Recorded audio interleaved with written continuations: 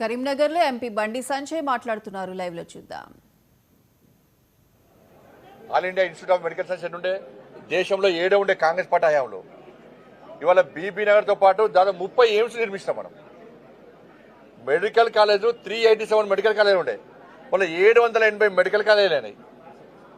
51,000 మాత్రమే medical seats ఉండే MBBS సీట్లు. వాళ్ళ 1,18,000 సీట్లు ఇచ్చినాం, ఇవాళ పెంచినాం.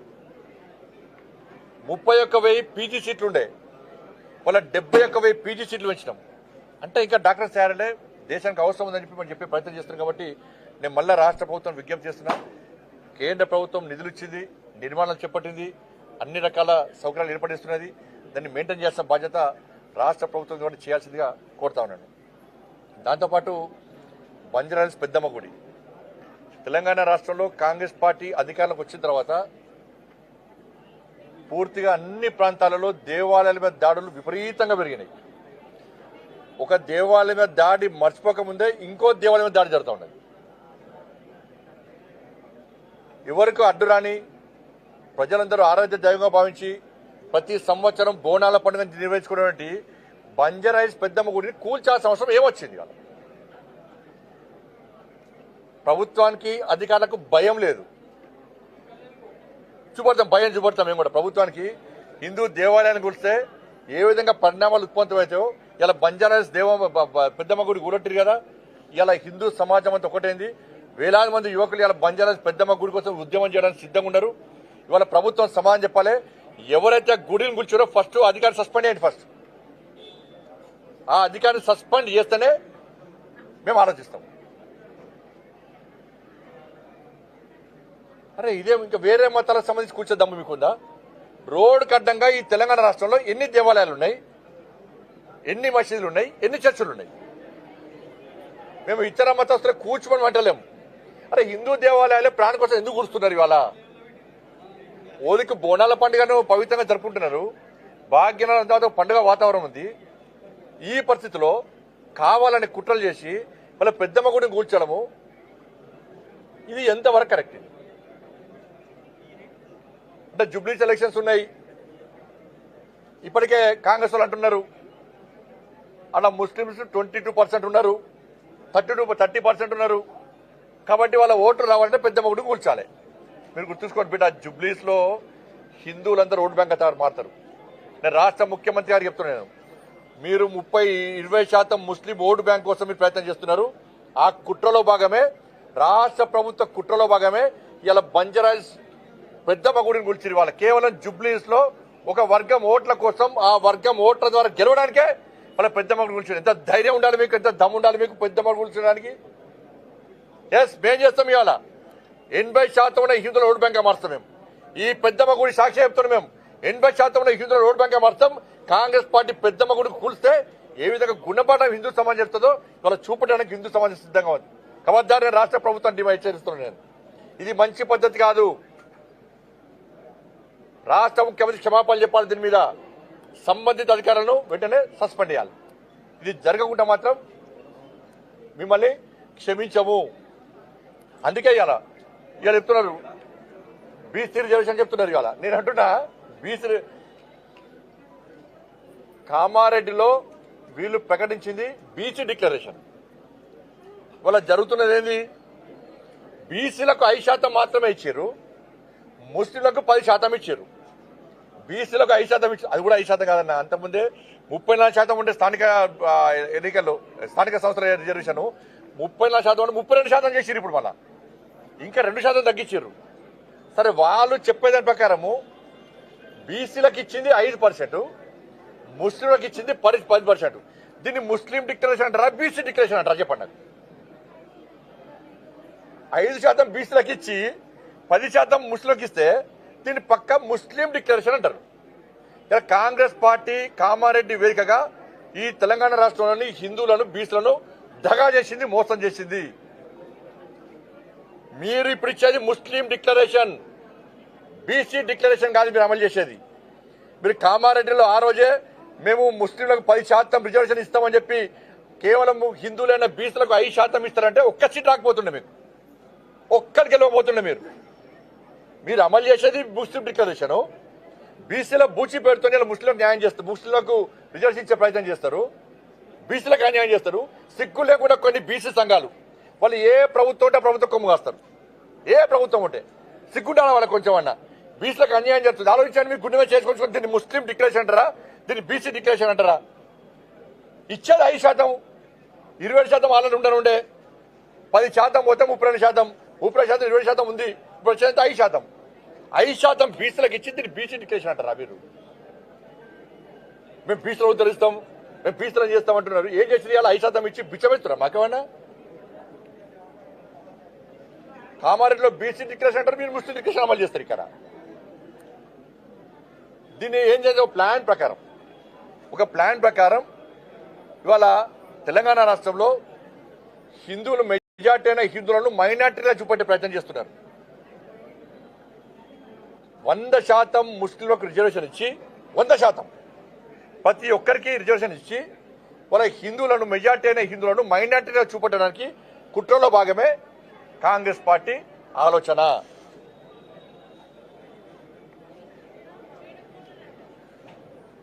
ఇది ఎక్కడ పరిస్థితి? ఇవాళ మేము మొదటి నుంచి మా లైన్ క్లియర్. మేము బాబాసాహెబ్ అంబేద్కర్ రాజ్యాంగానికి అమలు చేస్తున్నాం దేశంలో. నరేంద్ర మోడీ ప్రభుత్వం గుజరాత్లో చేస్తలేరా, మహారాష్ట్ర? నువ్వు తెలంగాణ ఏడిపోయాడు ఫస్ట్, తెలంగాణ ఏడిపోయాడు ఫస్ట్. నువ్వు కామారెడ్డి డిక్లరేషన్ ఏంది? 42% బీసీలకు రిజర్వేషన్ ఇస్తావు. 42% పూర్తి రిజర్వేషన్ బీసీలకు అయ్యి మేము మద్దతు తెలుపుతాం. కానీ బీసీలకు 5% ఇచ్చి మీరు ముస్లిం డిక్లరేషన్ అమలు చేస్తా అంటే 80% అడ్డుకుంటాం. ఇక్కడ అడ్డుకోకుంటే ఈ విష వృక్షము దేశవ్యాప్తంగా నడకపోతుంది. కదా ఇదే డిక్లరేషన్ దేశవ్యాప్తంగా అమలు చేస్తారట వీళ్ళు. అంటే ఏంది? దేశవ్యాప్తంగా హిందువులను మైనార్టీలు చేస్తారు, ఓటు బ్యాంక్ కోసం ఒక వర్గానికి కొమ్ము కాస్తారు వాళ్ళు. ఇదేనా మీరు చేసేది? బీసీలు అంత అమాయకులు గారు. స్థానిక సంస్థల ఎన్నికల్లో మీకు 100% హిందూ సమాజం బీసీలు పక్కా గుణపాఠం చెప్తారు. మీరు రాసి పెట్టుకోండి కాంగ్రెస్ పార్టీ. మీరు ఏదో కొంతమంది లీడర్లు టీవీలలో బ్రేకింగ్లు వస్తాయి, వాళ్ళు మాట్లాడింది వాయిస్ కంపల్సరీ టీవీలలో పేపర్లు వస్తుంది, అదే ప్రజలు నమ్ముతున్నారు అనుకుంటే మూర్ఖత్వం. గ్రౌండ్ లో ఉన్న రిపోర్ట్ తెలుసుకోండి. బీసీలు అందరూ అంటారు మాకు కేవలం 5% ఇస్తున్నారు, ముస్లింలను బీసీలు వెళ్తే మేము ఒప్పుకోము అనేది వాస్తవం. అది రాహుల్ గాంధీ గారు అంటున్నారు హిందూ ఇది దేశవ్యాప్తంగా 50% ఉన్న రిజర్వేషన్ కోటలను గేట్లను తొలగించాట, రిజర్వ్ అమలు చేస్తారు. అంటే హిందూ ధర్మాన్ని అంటే హిందూ సమాజాన్ని దాని సంగతి చూస్తారండి. నిన్న ఏదో పేపర్ చూసి నిన్న మీ తాతతో కాలే, మీ నాయనమ్మతో కాలే, మీ నాయనతో కాలే, నీతో అవుతుందా? హిందూ ధర్మాన్ని హేళన చేస్తే, చీల్చే ప్రయత్నం చేస్తే ఈ దేశంలో ఏమవుతుందో అడుగుదామంటే మీ నాయన లేడా, తెలుసుకుందామంటే మీ నాన్నమ్మ లేదా, విందామంటే మీ తాత లేడా? వాళ్ళతో కాదు, నీతో అవుతుంది. ఏమవుతుంది నీతో?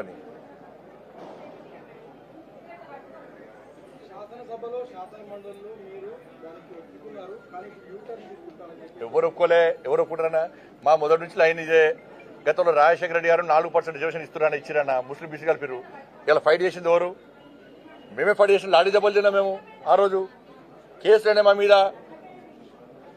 ఈ కొంతమంది దరిద్ర బీసీ కొన్ని సంఘాలు ఉంటాయి, వాళ్ళు కొమ్ము కాశారు. ఇలా ఎవరికి అన్యాయం జరిగింది? జిహెచ్ఎంసీ ఎన్నికల్లో అన్యాయం ఎవరికి జరిగింది?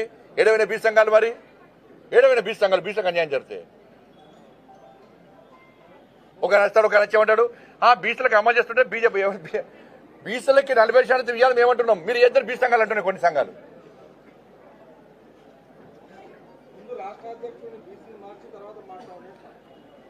డాక్టర్ లక్ష్మణ్ లక్ష్మణ్ గారు, అంతకుముందున్న దత్తాత్రేయ గారు కూడా బీసీఏ, అంతకుముందున్న చలపతి గారు కూడా బీసీఏ, ఉన్నదాముకున్న బండి సంజయ్ కూడా బీసీఏ. ఇలా మీ ప్రభుత్వం, మీ పార్టీలో ఎంతమంది బీసీలు ఉన్నారు? మా పార్టీలో ఎంతమంది బీసీలు ఉన్నారు? గతంలో ఇప్పుడు తెలంగాణ రాష్ట్రంలో మీ ప్రభుత్వంలో ఎంతమంది బీసీలు ఉన్నారు మంత్రులు? వాళ్ళు నరేంద్ర మోడీ గారి ప్రభుత్వంలో 27 మంది ఎంపీలు, బీసీ ఎంపీలు మంత్రులు, 12 మంది ఎస్సీ సామాజిక వర్గానికి సంబంధించిన ఎంపీలు మంత్రులు. 8 మంది ఎస్టీ సామాజిక వర్గానికి సంబంధించిన ఎంపీలు మంత్రులు. మా దేశ ప్రధాని బీసీ. ఆ బీసీని మోడీ కులాన్ని బీసీగా మార్చింది ఎవరు, గుర్తించింది ఎవరు? 40 సంవత్సరాల క్రితము కాంగ్రెస్ పార్టీ ప్రభుత్వమే కదా. మరి మోడీ గారు కన్వర్ట్ అంటే రాహుల్ గాంధీ గారు వాళ్ళ తాత ఏ జాతే? పార్సీ జాతికి సంబంధించిన ఫిరోజ్ ఖాన్ గాంధీ మనవాడు. వాళ్ళ తల్లి ఏ జాతి? ఇటలీకి చెందిన క్రైస్తవురాలు.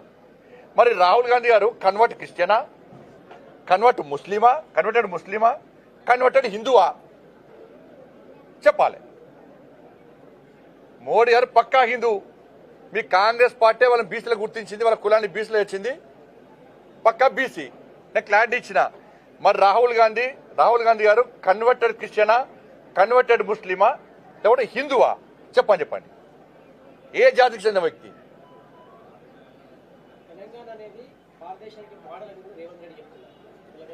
ఇప్పుడు మోడల్ అదే చేస్తుంది. ఇప్పుడు దేశవ్యాప్తంగా అదే చేద్దాం అనుకుంటున్నారు.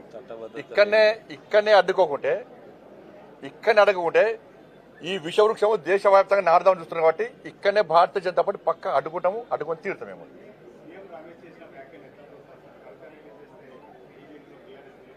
ఇది అన్న గతంలో నేను కూడా అన్నా. నేనైతే చాలా మంది పట్టించుకోలే. తర్వాత వాళ్ళ చెల్లె అయిపోయింది. చెల్లె అయిపోయింది.